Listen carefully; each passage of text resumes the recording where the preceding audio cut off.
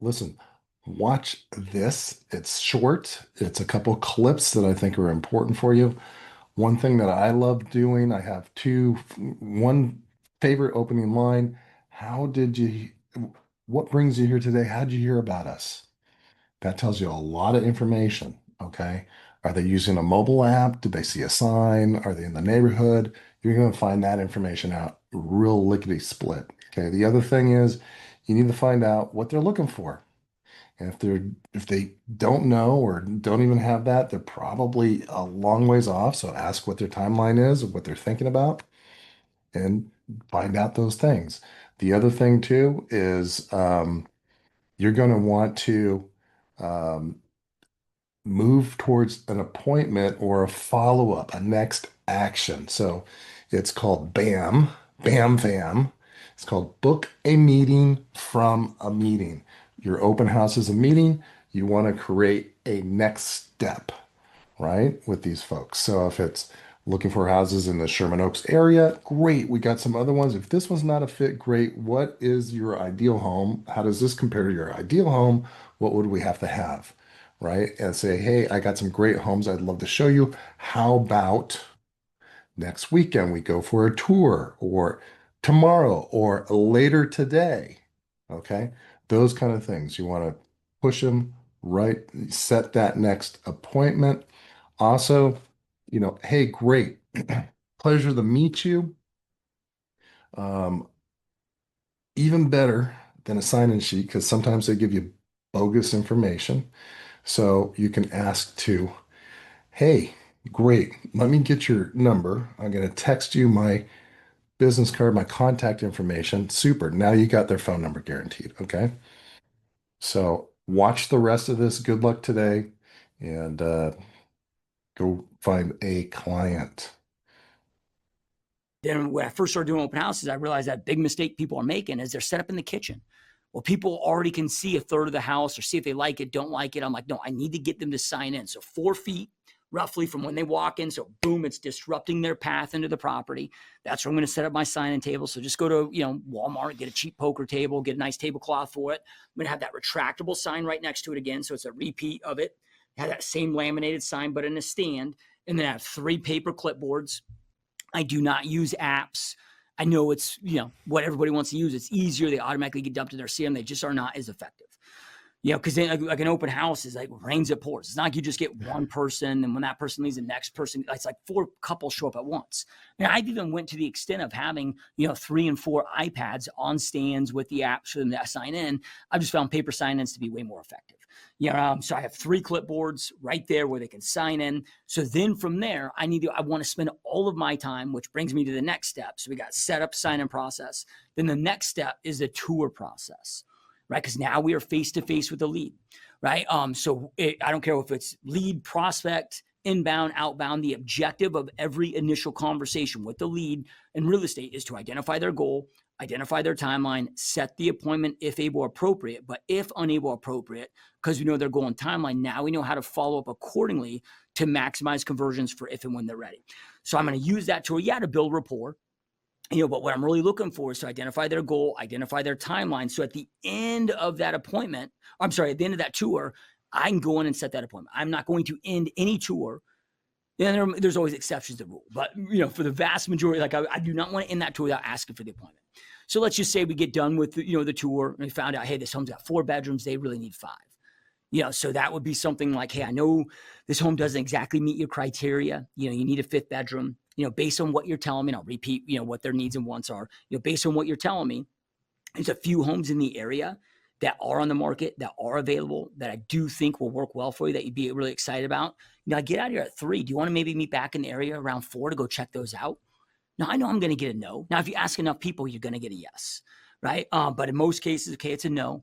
Then it's hey, yeah, no worries at all. Hey, I know no worries at all. I know it's short notice. Hey, I got some availability tomorrow. Does tomorrow maybe work better for you? Oh, no, we're tired. Hey, no problem at all. How about I do this? As soon as I get done with the open house and I get back to the office, I'll pull those properties up. Also run a detailed search just to see if there's any other properties that I'm maybe not thinking of that meet your criteria. I'll email those over to you. I'll make sure all my information's included. So you can check those out in your own time. Then if you have any questions and would like to go schedule showing, you can call, text, email anytime. Does that sound good? Oh, that'd be great. Yeah, right. So I'm going to always go in for that appointment. I want you guys to understand this doesn't matter. It's not just open house leads. It's pretty much any lead source inside your system. You're going to get rejected 5 times before you get your yes. Feels, the longer they're going to stay. Well, I mean, there's an art form to doing them right. There's setup, and then there's engagement. Engagement is, as people walk in, how do you make them feel comfortable? The more comfortable somebody feels, the longer they're going to stay there. You know, like what I always taught was every conversation happens around the kitchen. Why? Because that's where families gather. That's what they're comfortable with. That's why there's cookies out. Why is there cookies and snacks out? Because I want you to pick one of those up and grab a juice so we can have a little chat. If I can talk to you, the more I can talk to you, the more I have a chance to work with you. If I don't engage with you, I'm never going to work with you. So you got to make them feel comfortable. When you come in, the home needs to feel inviting, not shut down. Let them walk, do their thing, ask some questions along the way, but leave them alone. And then they're always going to come back before they say goodbye, and that's when you engage. If they have children, you know, sometimes the kids might have a soccer shirt on. Oh, did you guys have a game today? Sometimes people come in and they're coming back from church. They look really nice. Oh, were you guys at Mass this morning? Like, engage with them personally. Start asking small questions. Every question's a knockout question. And then from there you build on, so tell me about, do you guys live in the area? That's the first question. If they say yes, oh great, what part? Oh, are you considering moving or just looking around? You'll get a feel for it. Most people will say no. No, we're not. Oh, where are you coming from? Like in Arizona, a lot of people come from other places. We're coming from Chicago. We're coming from Detroit. Coming from California. Great, what part? Oh, you know, northern Detroit area. Oh, great, I'm from there. What part are you from? Even if you don't know. Oh, I'm coming from Chicago. Oh, what part of Chicago? Oh, we're in the west suburbs there. Oh, yeah, I used to go to Chicago. I love Chicago, this and that. Bring up a sports team. See if they're in the sports. Bring up, like, about their life. What has you thinking about out here? We're relocating for a job, or we're looking for a second home. Oh, great. Have you looked at other places besides here for your second home? Well, we looked over here and there. Well, tell me about what is important to you of your second home. Is it the lifestyle? Is it the area? Is it the home itself? And every question is a knockout question.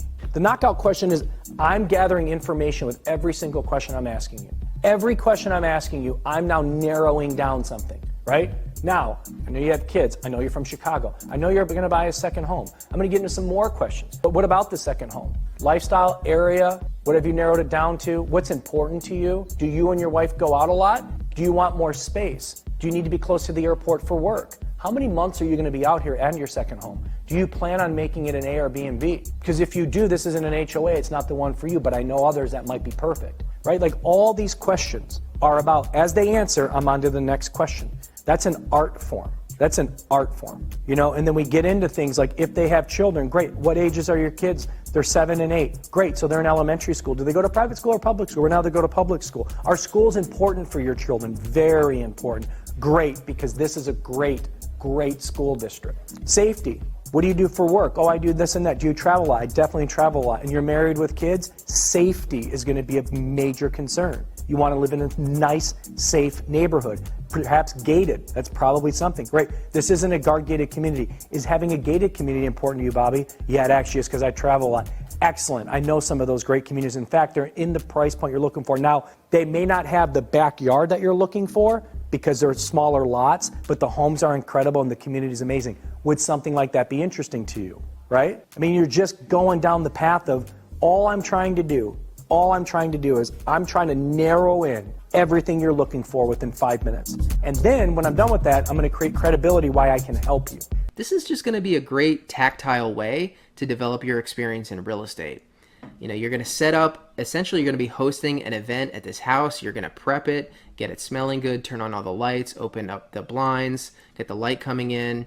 Then as people are coming in, you're going to work on your processes for signing in, for the script of the conversation that you want to have, if you're going to tour the home with them or you're going to stay stationary. There's no right or wrong way to do it, but all of these actions are related to real estate on both sides, whether you work with a buyer or a seller. So just purely based off the experience, I think this is worth your time. Again, if you don't have any active business, what else are you doing on the weekends, right? You might as well host an open house.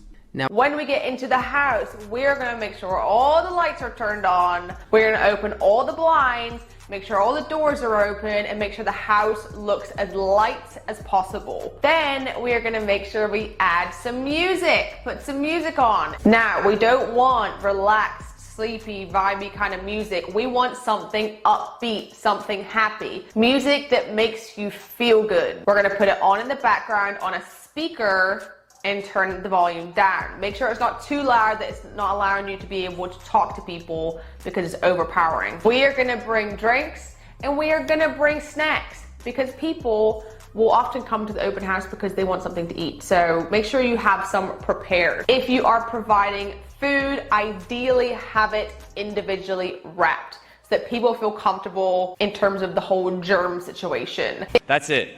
That's your goal. One rock solid appointment. What does that mean? If a seller or an owner is curious about the value of their house, or they want to, sell their house, you set an appointment to see their house. This is your script. I don't mind doing this. Like, it's a big deal. Like, I don't mind doing this. After the open house, why don't I swing by?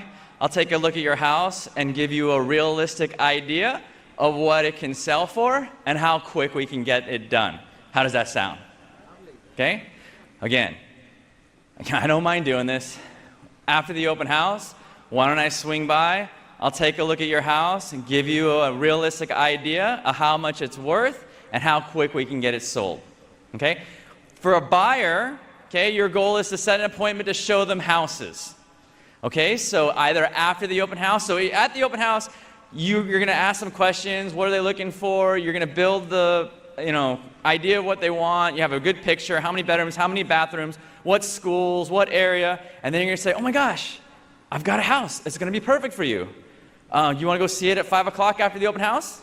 Perfect, and you set an appointment. And if they say no, what about Monday? You wanna go at noon or after work? Okay, what does that require? It requires that you know your market cold. You need to know the inventory. You have to have visited the inventory every week. All the houses in your zip code.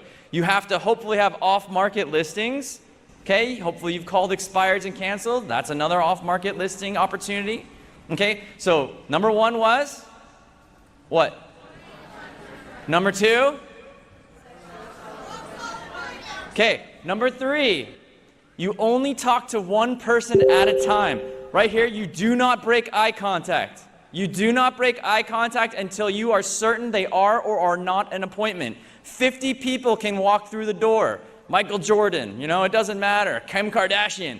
I'm right here until I know for sure you're an appointment or not. Once I've established that, then I can go to the next person, okay? Because my goal is one rock solid appointment. So I'm only talking to one person at a time.